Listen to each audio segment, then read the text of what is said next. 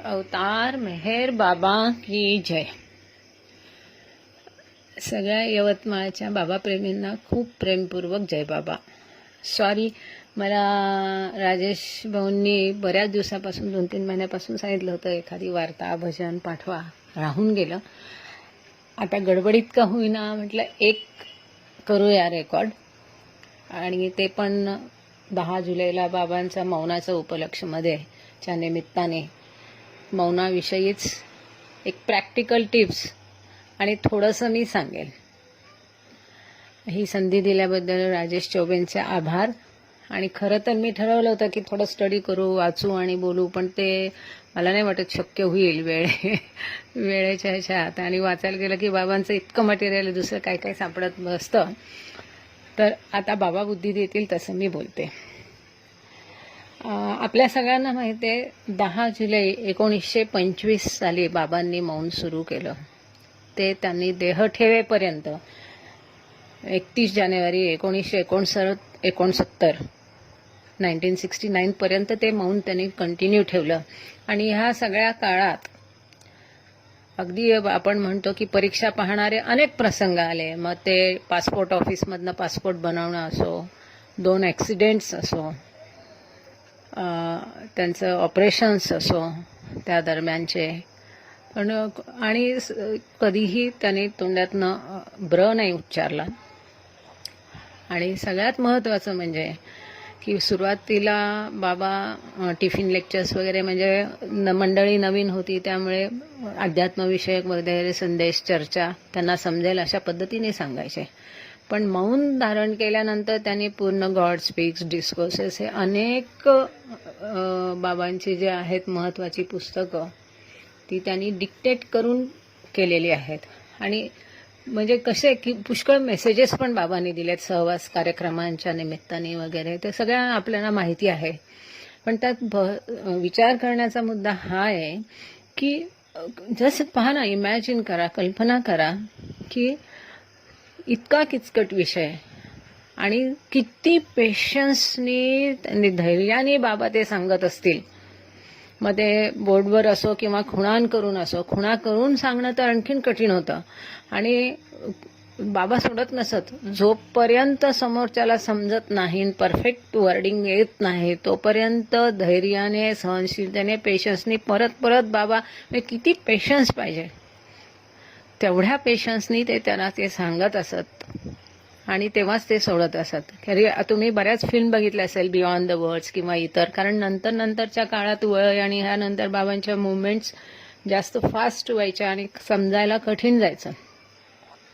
त्यातली एक मुवमेंट जी गॉडची आहे, जी असा अंगठा थम्सअप सारखा, तर ते बरीच लोक सांगतात की ती आता लॅटर ह्याच्यात त्यांना ते कळले की ती मुवमेंट होती. म्हणजे खुदा हाफिज साठी बाबा अशी एक खूण करायची. खुदा म्हणजे अंगठा आणि हाफिज म्हणजे असं, ते त्यांना नंतर कळलं. तर थोडक्यात सांगायचा मुद्दा किती पेशन्स नाही. त्या बियॉन्ड द वर्ड्समध्ये पण बघितलं, शब्द बरोबर आला नाही, वाक्य बरोबर आलं नाही तर बाबा पुन्हा असं करायचे. आणि मग एरेज काका पुन्हा तिसरा वर्ड, दुसरा वर्ड, चौथा वर्ड त्याला सबस्टिट्यूट करून ते सांगायचे. आणि मेहरामाईंनी म्हटलेलं आहे की बाबांचं ह्या मौनाद्वारे त्यांनी किती अनंत सफरिंग, सहनशीलता आणि सहन केलं आहे त्याची आपण कल्पनाच नाही करू शकत. का? कारण बाबांचा आवाज अत्यंत खूप सुंदर होता. असं म्हणतात की इतका मधुर आणि नॅचरली, परमेश्वर आहे तर त्यांचा व्हॉइस पण कसा डिव्हाइन व्हॉइस असे. आपल्याला चांगल्या गायकांचे आवाज इतके आवडतात, तर परमेश्वराचा आवाज जस्ट इमॅजिन. मी तर नेहमी कल्पना करते, वाईट वाटतं की आपल्याला ऐकायला नाही मिळाला की मेहरामाईंनी यांनी म्हटलंय की जेव्हा पोस्ट ऑफिस बिल्डिंगला जुन्या काळात बाबा राहायचे आणि पहाटेच बाबा उठायचे आणि बाहेर इकडे इकडे फिरायचे आणि गात बसायचे, म्हणजे गुणगुणायचे, गायचे. तर मेहरामाई सांगतात की ते इतकं मधुर होतं ते त्यांचं गाणं आणि आवाज. आणि बाबांना हसायला भरपूर मोठ्याने छान हसायला खूप आवडायचं. बाबांना विनोद करायलाही खूप आवडायचं आणि विनोद एन्जॉय करायलाही खूप आवडायचं. मग कल्पना करा की ज्या व्यक्तीला इतकं सगळं आवडतं आणि त्यांनी ते सगळं सोडून द्यायचं, त्याचं सॅक्रिफाईस म्हणजे केवढं मोठं आहे ते. महान म्हणजे ते शब्दात सांगता येण्यासारखंच नाही आहे की तो स्वीट व्हॉइस नाही. त्यांना गाणं खूप आवडायचं गायला. ते गाणं बंद, हसणं तोंडातून अक्षर न काढता हसायचं, जोक्स सांगणं बंद, जोक एन्जॉय करणं. आणि आता जर बाबांना एखादा जोक सांगायचा असेल तर ते एवढं खाणाखुणा करून सांगेपर्यंत ते जोकचा जो चाम असतो एकदम ऐकून सांगण्यात आणि तो निघून जातो. त्यामुळेच की काय, जेव्हा उपासनी महाराज आणि बाबांची भेट झाली, ती साकोरीला पण नव्हती आणि नगरला पण नव्हती. त्या दोन्हीच्या मध्ये दहीगाव नावाचं गाव होतं आणि त्या ठिकाणी उपासनी महाराज आणि बाबांची भेट झाली. आणि त्यावेळेला उपासनी महाराज एवढं म्हणजे त्या खाणाखुणा ज्यांनी बघितला मंडळींनी, तर म्हणजे त्यांनी खूप उपासनी महाराजांनी बाबांना परावृत्त करण्याचा प्रयत्न केला की आता तू मौन सोड, बस झालं. आणि शेवटी त्यांनी हात जोडले आणि उपासनी महाराजांच्या डोळ्यातनं घळाघळा अश्रू येत होते की बास झालं, हे आता मेहरबान, खूप झालं, इनफ इज इनफ. पण बाबा आपल्या निर्णयापासून ढळले नाही, मौन त्यांनी सोडलं नाही. त्यांना खूप सांगितलं उपासनी महाराजांनी. खुदा ही की बातें खुदा ही जाने म्हणतात, तशातला तो प्रकार आहे. किंवा त्यांच्या आईलाही अत्यंत दुःख व्हायचं की त्यांनी असं मौन धारण केलं म्हणून. पण आपण त्यातनं हे बघायचं की जर आपल्यासाठी आपल्या परमेश्वराने इतकं सहन केलंय तर आपण कसं राहिलं पाहिजे. आता 10 जुलैच्या बाबत बाबांनी सांगितलं का 10 जुलैला मौन धरा, असा बराच प्रश्न एक केला जातो. तर मौनाच्या बाबत पूर्वीपासून बाबांनी वेगवेगळ्या वेळेला वेगवेगळ्या इन्स्ट्रक्शन दिलेल्या आहेत आणि काही लोकांना वेगवेगळ्या इन्स्ट्रक्शन स्पेशली पण होत्या, जसं गुस्ताजी आहेत, किंवा कुणाला काही कालावधीसाठी मौन धरायला सांगितलंय, किंवा मंडळींना प्रेमीजनांनाही बऱ्याचदा त्यांनी मौन, उपवास, कधी मौन आणि उपवास, मग उपवास वेगवेगळ्या पद्धतीचा, कारण ह्या सगळ्यामध्ये आणि जप आणि उपवास ह्या सगळ्यात माझे वडील पण सहभागी असायचे. ती जपाची माळा अजून त्यांची ठेवलेली आहे. पण त्यावेळेला बाबांच्या इन्स्ट्रक्शन प्रत्येक वेळेला वेगवेगळ्या होत्या की कधी फक्त जप सांगितलाय, कधी फक्त मौन सांगितलं, कधी फक्त मौन आणि उपवास सांगितलाय. पण नंतरच्या काळात बाबांनी क्लिअर इन्स्ट्रक्शन दिल्या होत्या की माझ्या सगळ्या प्रेमीजनांनी 9 जुलैच्या रात्री 12 पासून 10 जुलैच्या रात्री 12 पर्यंत 24 तासाचं मौन पाळावं. आणि त्यानंतर ते पाळू नये किंवा काय पाळावं की नाही याच्याबद्दल अशी शेवटची काहीही सूचना नाही. पण शेवटची सूचना ही आहे आणि त्यामुळे मंडळी म्हणतात की ती सूचनाच आम्ही ग्राह्य धरतो आणि एक प्रेमाने, आत्मीयतेने, लव्हिंगली किंवा त्यांची आठवण म्हणून किंवा बाबांनी मौन धारण केलं म्हणून ह्यासाठी आपण मौन करायला पाहिजे. मला जिथपर्यंत आठवतं तिथपर्यंत आमच्या लहानपणापासून आम्ही मौन केलेलं आहे. आणि अगदी लहानपणी कधीतरी ते मोडायचे, उभं राहिलं खिडकीत उगाचच कुत्रं चाललं भवा करायचं, किंवा कोणाला मौन आहे हे सांगतानाच मौन आहे म्हणून सांगायचं आणि बाकी हातवारे करायचे म्हणून मौन मोडलं. हे लहानपणी किंवा यंग एजमध्ये पुष्कळ होत होतं.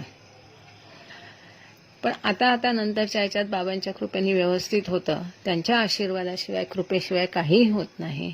आणि बँकेत असताना सुद्धा खूप अनुभव आहेत मौन आणि बँकेचे किंवा व्यवहारातले किंवा बाहेरचे. आणि बाबा सांगतात ड्युटी फर्स्ट, त्यामुळे कुठे दांड्या मारून मौन करणं मला नाही वाटत बाबांना आवडेल. की होता होईल तो आपल्या सगळ्या रोजच्या जबाबदाऱ्या पार पाडाव्या, रोजची कामं करावी आणि ते करत असताना सतत बाबांचं नामस्मरण करावं, म्हणजे मौन तोडण्याचा प्रश्न येत नाही. आणि मौन कसं करावं, म्हणजे उपवास करावा की नाही, की बिन उपवासाचं, असं पण काही मेसेजेस विचारणारे आलेले आहेत. तर उपवासाची गरज तशी नाही आहे. तसं बाबांनी सांगितलं नाही की उपवास पण करा आणि मौन पण करा. कारण हे मौन जे आहे ते बोलण्यातनं आपली कितीतरी शक्ती खर्च होते. तर एक दिवस तुम्ही नाही बोललात तर तेवढी शक्ती तुमची शक्तीचा व्यय होत नाही. आणि कधीतरी बोललं नाही म्हणून तोंडही दुखू शकतं. पण 24 तासाचं मौन करायचं आणि ते सक्सेसफुल करायचं तर त्याचा विचार म्हणजे आधीपासून 5-6 दिवस आधीपासून मनात घोळवला पाहिजे. आणि असतोच तो सगळ्या बाबाप्रेमीचा रादर. मला तर माहिती आहे की कॅलेंडर आलं की बाबाप्रेमी पहिले बघतात 31 जानेवारी कधी येते, 25 फेब्रुवारी कधी येते, 10 जुलै कधी येते. म्हणजे स्वतःचे बर्थडे बघायच्या आधी आपण त्या तारखा, त्याच्या आजूबाजूला सुट्टी आहे का, वर्किंग डे आहे का, हे बघत असतो. तर मौनाच्या बाबतीत जी मौन मोडू नये किंवा ते सफल व्हावं ह्याच्यासाठी ज्या प्रॅक्टिकल थोड्या टिप्स आहेत त्या अशा की आता 10 जुलैला मौन आहे तर 5 तारखेपासून 1 तारखेपासून असं आपलं चाललेलं असतं. जुलै म्हणजे मौनाचा महिना. मग 5 तारीख, 3 तारीख, 4 तारीख, 5 पासून आपण असं विचार करायचा. बघा मौन कसं मोडतं माहितीये का तुम्हाला? आपल्या ज्या सवयी आहेत किंवा आपल्या ज्याला शुद्ध मराठीत खोडी आहेत किंवा आपले जे वीक पॉइंट्स आहेत त्याच्यामुळेच युजली मौन मोडतं, असं माझा अभ्यास आहे. म्हणजे मला असं वाटतं की आपण बोलतो ते मौनात कसं सवयीने बोलून जातो. म्हणजे कसं की समजा पेपर तुम्ही वाचताय आणि मग एकदम एखाद्या बातमीवर प्रतिक्रिया देता किंवा टीव्ही बघताय आणि कुठल्या सिरियलमध्ये कशात एनगळस खूप झालात आणि एकदम त्याच्यावर काहीतरी बोलून जाता. मग एनगळस झाला म्हणजे काय होतं की त्या वेळेला तुमच्या मनातला मौनाचा आणि बाबांचा विचार हटलेला असतो आणि तुमचं मन ॲबसेंट असतं म्हणून तुम्ही बोलता. किंवा दुसऱ्या सवयी म्हणजे घरातल्या घरात किंवा अहो चहा टाकू का, वाढू का जेवायला, आणखीन वाढू का, हे कसं झालंय आहे ना. किंवा मला सवय आहे बाई आली की तिला जय बाबा म्हणायचं दार उघडल्याबरोबर, ही पण सवय आहे जय बाबा. किंवा कोणी आलं गेलं तर आपण त्यांना जय बाबा म्हणतो. किंवा फोन एकदम उचलला जाऊन त्याच्यावर जय बाबा म्हणणं.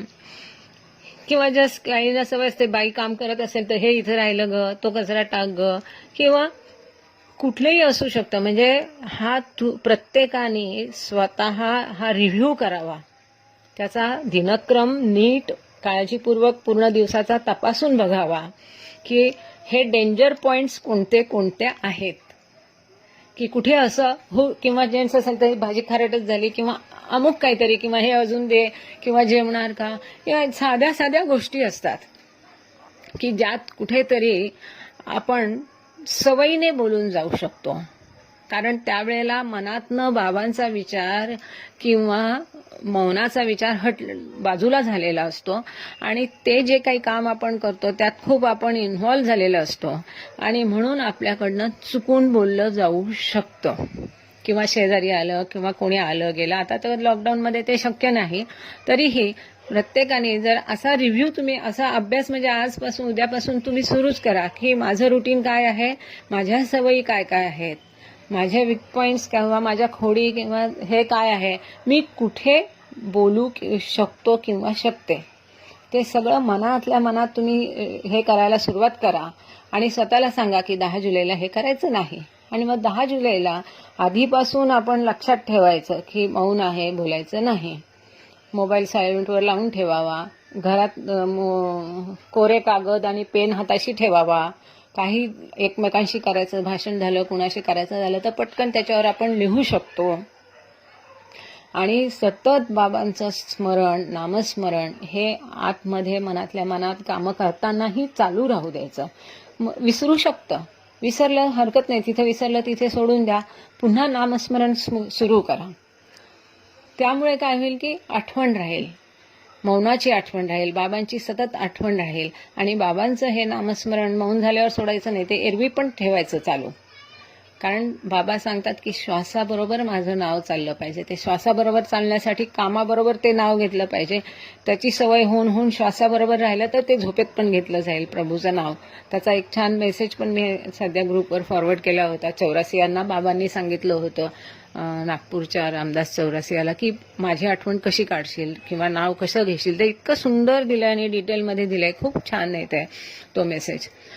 पण आता आपण नामस्मरणावर बोलत नाही आहोत, मौनावर बोलतोय, म्हणून मी तिथेच त्याला हा विषय थांबवते. तर असा आपण रिव्ह्यू जर हळूहळू आपण घेतला की मी कुठे बोलू शकतो किंवा शकते आणि बाबांचं स्मरण सारखं ठेवलं दुसरं म्हणजे आणखीन बोलण्याचा धोका असतो, कधीतरी झोपेत बोललं जाऊ शकतं. थकलेला माणूस असेल, झोपेत बोलायची सवय असेल, किंवा अचानक झोप, समजा तुम्ही दुपारी किंवा रात्री झोपलात, अचानक झोप मोडली आणि कुणाशी बोलायला गेलात, तर तुम्ही त्यावेळेला विसरलेले असता मौन, त्यावेळेला एक मोडलं जाऊ शकतं. तेव्हा शक्यतो दुपारी झोपू नये, रात्री 12पर्यंत पण मौन करावं. पण 9 तारखेला मौन धरलं रात्री 12 तर 10 पर्यंत तुम्ही झोपणारच आहात. That you leave it to Baba. बाबांचं नामस्मरण करून तुम्ही झोपणार आहात, त्यामुळे त्यावेळेस मोडण्याची पण शक्यता कमी आहे. पण अशा पद्धतीने जर अभ्यासपूर्वक आधीपासून त्याची सवय केली तर मौन बहुतांश करून सक्सेसफुल होतं. आता मौन, बाबा म्हणतात की जेव्हा मौन होते तेव्हा मन बोलू लागते, मन मौन होते तेव्हा हृदय बोलू लागते, आणि जेव्हा हृदय मौन होते तेव्हा प्रत्यक्ष ईश्वराचा साक्षात्कार होतो. तर मौनाचं गांधींनी सुद्धा मौन पुष्कळ केलेलं आहे. आणि एरवी सुद्धा आपण म्हणतो काही गोष्टीत मौनम सर्वार्थ साधनम. तर फक्त मौनाच्या दिवशी मौन न ठेवता एरवी पण आपण त्याचा उपयोग किंवा वापर कसा करू शकतो, की कुठे भांडण होईल असं वाटलं तर मौन करावं,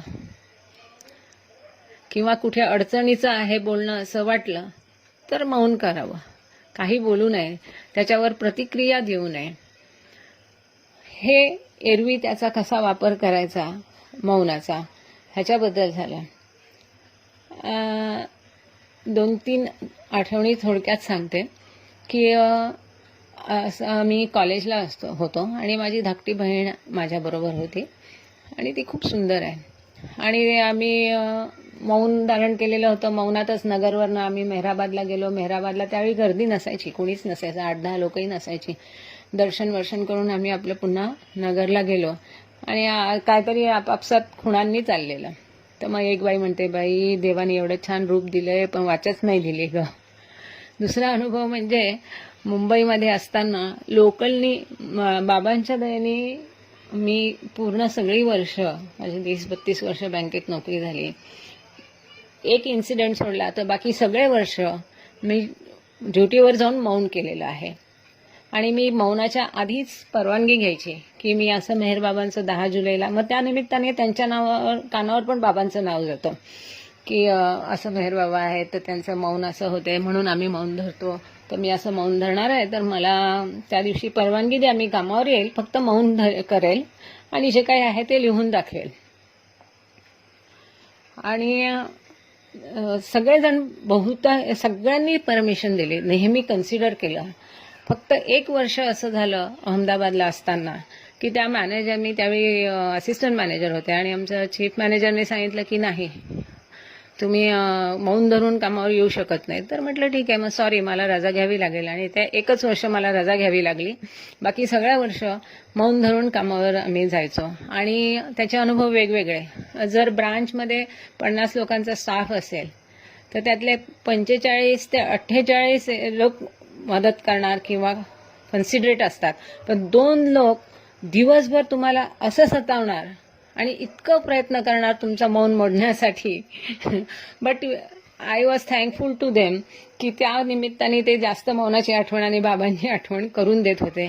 बाबांच्या दयेने बँकेतही कधी मौन मोडलं नाही आणि कामावरही कधी मौन मोडलं नाही. आणि कस्टमर्सशी सुद्धा संवाद, अगदी ब्रांच मॅनेजर असतानाही मग जनरल मॅनेजरकडनं परवानगी घेतली की सर आप फोन करोगे तो I will not be able to answer, ऐसा मेरा मौन आहे, but I will be on the duty. तेव्हा सुद्धा त्याने मला अलाउ केलं आणि सगळं रुटीन व्यवस्थित. उलट माझा असा अनुभव आहे की मौन असताना जर तुम्ही समोरच्याशी कन्व्हर्स केलं खुणांनी लिहून तर ते लोक उलट जास्त कोऑपरेटिव्ह होतात आणि व्यवस्थित ऐकतात.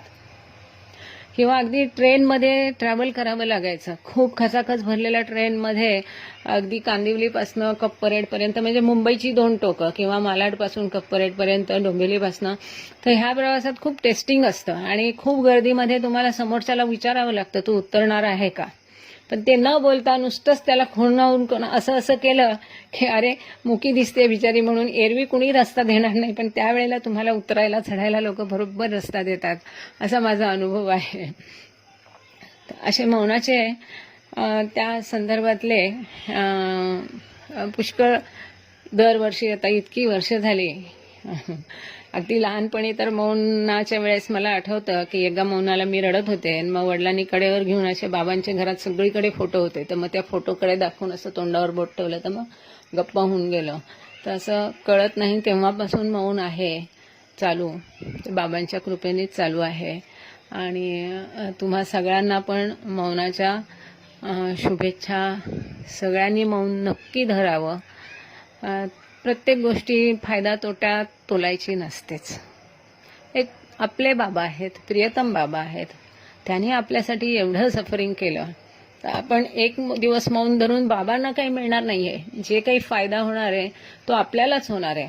जेव्हा बाबा मौन होते तेव्हा बाबांना त्यांच्या आईने सांगितलं, शिरीनबाईने, की मेरोग म्हणे इतकी लोक तुझ्या भोवताली आहेत, तू कशाला उपवास करतो, तापस करतो, तू कशाला मौन धरतो, त्या लोकांना सांग, ते करतील.